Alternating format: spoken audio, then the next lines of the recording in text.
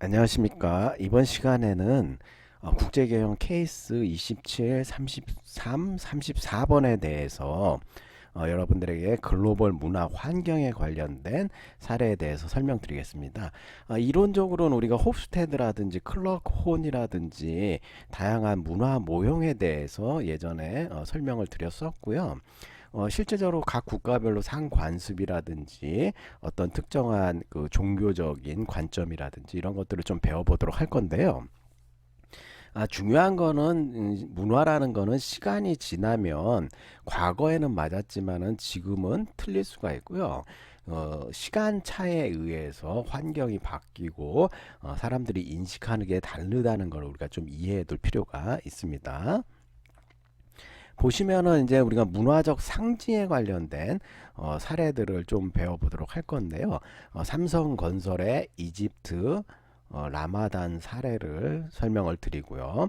각 국가별로 이제 선물의 의미에 대해서 설명을 드리도록 하겠습니다. 그 다음에 국가별로 상관습이 어떻게 다른지 34번 케이스를 가지고 설명을 드리죠. 자, 우선 삼성건설이 이집트에서 건설을 하면서 라마단 기간하고 겹치게 됐는데요. 일단 이슬람 문명의 개요에 대해서 좀 우리가 알아둘 필요가 있는데, 이슬람은 순종과 평화, 무슬림은 무슬림 신자, 그 다음에 알라에게 절대 복종하는 복종자를 의미한다. 그래서 이슬람 문명권은 1400여 년간 이슬람 문명을 공동 창조하고 향유하는 공동체로서 전 세계 인구의 5분의 1인 약 13억 명 이상이 149개 국가에 산재해 있다. 그래서 여기 지도에 보시면은 중동이라든지 아랍이라든지 이쪽 지역, 그리고 인도네시아, 그다음에 말레이시아 이런 데에 이슬람 신도들이 굉장히 많이 있죠. 그래서 이슬람교의 5대 의무는 신앙 고백이라든지 하루에 5번씩 시간 맞춰서 기도를 하고요. 그 다음에 라마단 기간의 단식 종료 후에는 자선행위를 한다. 그 다음에 라마단 기간 동안에는 음식을 절대로 먹지 않습니다. 물도 먹어서는 안 되고요. 일생 동안 메카에 있는 카바 신전을 한번 방문하는 게 이 사람들의 숙제고 그렇죠. 라마단은 더운 날, 그래서 일몰 일출간의 의무적 금식 시행을 하고요. 그 다음에 이슬람 교도들은 담배나 술, 성관계도 금지되는 신성한 날로 규정하고 있다. 근데 기본적으로 이제 술 같은 것들 못 먹게 하고 있죠. 그 다음에 매년 이슬람력 기준으로 9월 한 달 낮 시간 동안 기도와 금식을 수행하고요. 일몰 후에는 자유롭게 식사가 가능하다. 그래서 매 전문가단을 구성해서 초승달 관측해가지고 시작하는 날짜와 시간을 정하기 때문에 이렇게 위도와 경도에 따라 가지고 이제 국가별로 이 시작하는 시간이 다르다 이렇게 말씀을 드릴 수 있고 라마단이라는 금식 기간을 우리가 꼭 이해를 해둘 필요가 있죠. 삼성건설이 이집트 카이로 외곽에 뭐 카마 미야박 사막에 30만 평 대지에 47개 동의 카이로 아메리칸 대학이라는 신축 공사를 수주를 했어요.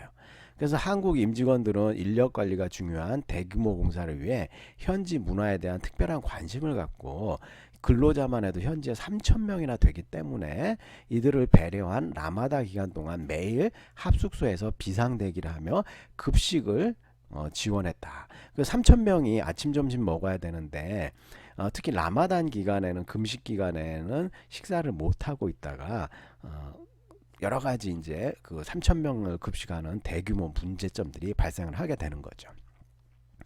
일출 시간인 새벽 4시 18분부터 해가 지는 12분 동안 물도 마시지 못하고 일하는 근로자들이 일몰 시간에 맞춰 일제히 식사를 할 수 있도록 해당 기간 내 주방 인력을 2배로 증원하고 2천여 명이 동시에 수용 가능한 식사 장소를 설치하는 등 빈틈없는 준비를 했다. 이집트란 독특한 이슬람 국가 문화와 종교에 대한 이해로 공사비만 해도 2억 3천만 달러를 투입하여 2008년 9월에 캠퍼스를 성공적으로 완공을 했다 이거죠. 그래서 이 대학교 만드는데 공사기간 채굴한 돌의 규모가 3만여 제곱미터에 달하고 현재 언론들이 말하기를 피라미드 건설 이후 가장 돌이 많이 들어간 공사로 평가를 했다 이렇게 얘기를 하고 있어요. 그래서 이게 이제 2008년도 좀 오래된 사례지만은 삼성건설이 이집트에서 그러니까 이슬람권 국가에서 라마단 식사 공급을 어떻게 하는지 여기 이제 건설 노동자들이기 때문에 제때 밥을 먹고 그 다음에 여기에 종교적인 그 규정이나 규칙을 맞춰주고 이런 것들이 굉장히 중요하고요. 이 사람들은 이제 라마단 금식 시간이 딱 시계를 이제 보면서 카운트다운을 해요. 너무 이제 그동안 낮 동안 배가 고프고 목이 말랐잖아요. 그래서 이제 숟가락을 들고 시간을 재면서 땡 하면은 그때부터 허겁지겁 낮에 못 먹었던 양의 막 두세 배씩 먹는다는 거죠. 그래서 이가 배가 고픈 상태에서 이제 식사를 바로 못 하게 되면은 건설 현장에서는 어떻게 했어요? 폭동이 일어날 수도 있겠죠. 그렇지만은 삼성건설에서는 막대한 인력을 투입을 해가지고 이런 것들을 문제 없이 라마단 기간에 잘 수행했다. 이런 성공 케이스를 보여주고 있습니다.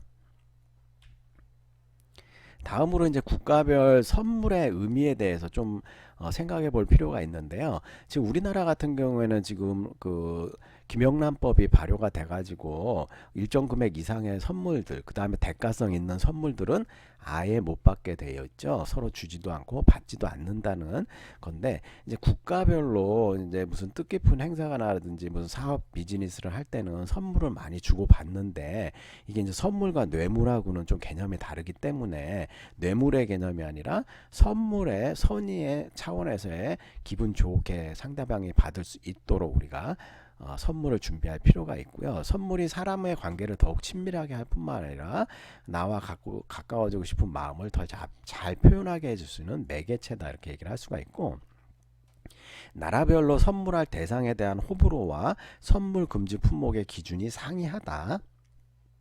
잘못 전해지는 선물로 관계가 단절되거나 악화될 수도 있다. 그 다음에 특히 법에 저촉되거나 큰일이 발생할 수가 있겠죠.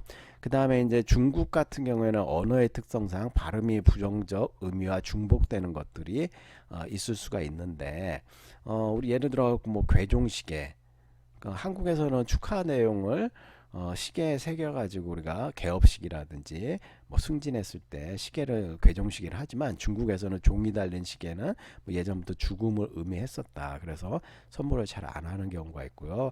배 한국에서는 뭐 명절 선물로 많이 하지만 중국에서는 이별을 의미하는 경우도 있고 거북이 한국에서는 장수를 상징하는 긍정적 의미지만 중국에서는 발음이 욕설과 비슷하다. 뭐 이런 뜻이 있네요. 그다음 우산 한국은 기념품이나 답례품으로 우산 많이 주죠. 그렇지만 중국에서는 우산이 뭐 이별의 발음과 비슷하다 해가지고 좀 피하는 경향이 있다. 그래서 뭐 이게 좀 절대적이라는 의미보다 예전부터 이렇게 내려왔기 때문에 이런 의미가 있다 정도만 알아두시면 될 것 같아요. 나라별로 선물 금지 품목이 있는데 일본 같은 경우는 칼, 상대방과의 단절을 의미하기 때문에 이런 것들을 선물을 잘 안 한다고 하고요. 멕시코나 아르헨티나도 비슷한 상황이다.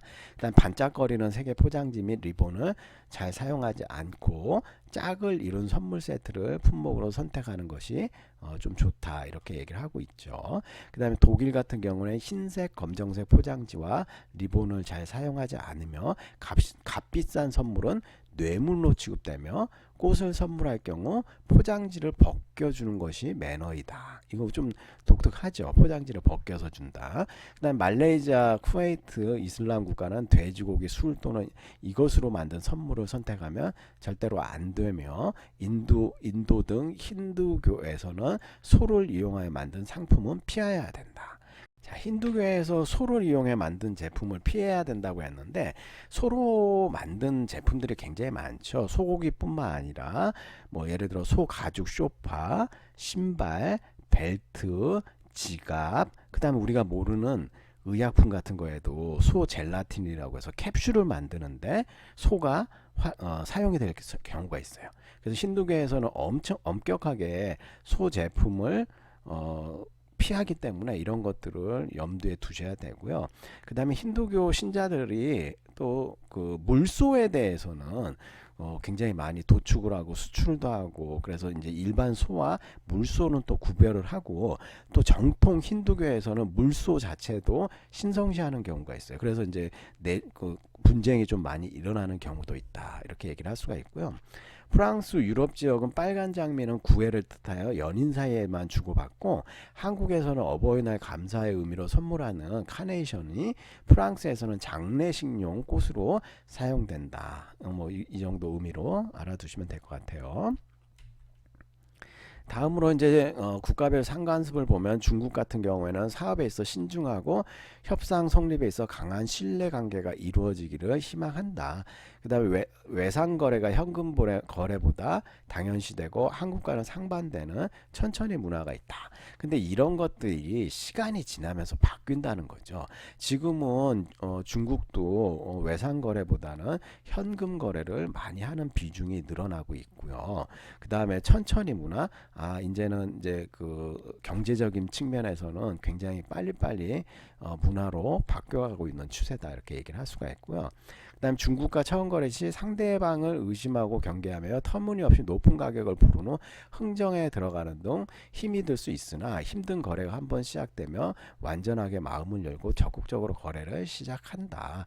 그래서 이제 좀 흥정을 잘해야 되는 게 굉장히 중요하죠, 비즈니스에 있어서. 그리고 일본, 바깥 세상의 정보보다는 내 집단 내의 정보에 빠르게 반응하고, 개인의 주관적인 생각보다는 집단의 통일된 의견을 위해 고심하는 특징을 갖고 있다. 그래서 우리가 호프스테드의 집단주의 문화적 성향, 권력 간 거리가 높은 국가가 바로 일본이다, 이렇게 알 수가 있죠. 이는 소비자에 대한 의리를 느끼기 때문에 일본인과의 협상 과정에서는 직접 발로 상대방을 찾아다니는 것보다 연주를 하는 것이 큰 도움이 될 수 있다. 그다음 중국과의 거래와는 다르게 상대를 신용하고 거래를 시작하더라도 시간이 지나면 다시금 상대를 의심하고 경계를 늦추지 않는 신중한 성격이다. 일본 사람들은 이렇게 우리가 이해를 해둘 필요가 있죠. 그 다음에 미국인들은 길을 가다 서로 눈이 마주치면 간단한 안부를 묻거나 웃어주는 것이 예의이다.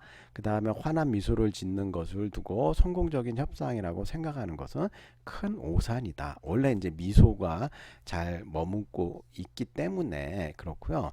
그 다음에 아이 컨택이라고 해갖고 서양 사람들은 눈을 마주치면서 눈을 보면서 얘기를 해야지, 눈을 회피하거나 이렇게 되면은 거짓말을 한다거나 정직하지 않다고 그렇게 생각하는 경우가 있거든요. 그래서 반드시 눈을 보면서 비즈니스 협상을 해야 된다는 걸 우리가 알아둘 필요가 있고요. 미국은 뇌물수수 관행에 유달리 민감하고 과세가 철저하여 탈세를 하는 경우가 극히 드물며, 적발 후 흉화범과 같은 취급을 받는 등 뇌물성 수수는 거래를 망치는 지름길이다. 그래서 하여간 탈세 관련된 세금 회피, 이거는 미국에서는 있을 수 없는 일이다, 이렇게 하고 그 다음에 굉장히 형량이 높아요. 독일은 병적인 시간관념을 가지고 있다. 여러분들 잘 알고 계시는 칸트 있죠? 칸트 시간에 정확하게 맞춰갖고 산책하고 뭐 이런 것도 있고요. 시간관념이 굉장히 중요하기 때문에 약속 시간을 정확하게 지켜서 가는 것이 중요하다. 그 다음에 상품에 대한 구체적인 정보가 담긴 카탈로그를 준비하는 것이 중요하고요. 그 다음에 독일인 같은 경우는 우리와 다르게 빨리빨리 문화가 아닌 차근차근 정성에 맞는 것이 중요하다. 그 다음에 독일인들은 거래의 시작과 끝에 있어 강한 악수를 하는 특징이 있다. 이건 뭐 개인 간 다른 건지 실제로 다 이런지는 경험해 보지 않아서 모르겠지만 일반적으로 이제 이렇다, 이것들을 알아두시면 될 것 같아요. 여기까지 이제 문화적인 케이스 사례들에 대해서 설명을 드렸습니다. 수고하셨습니다.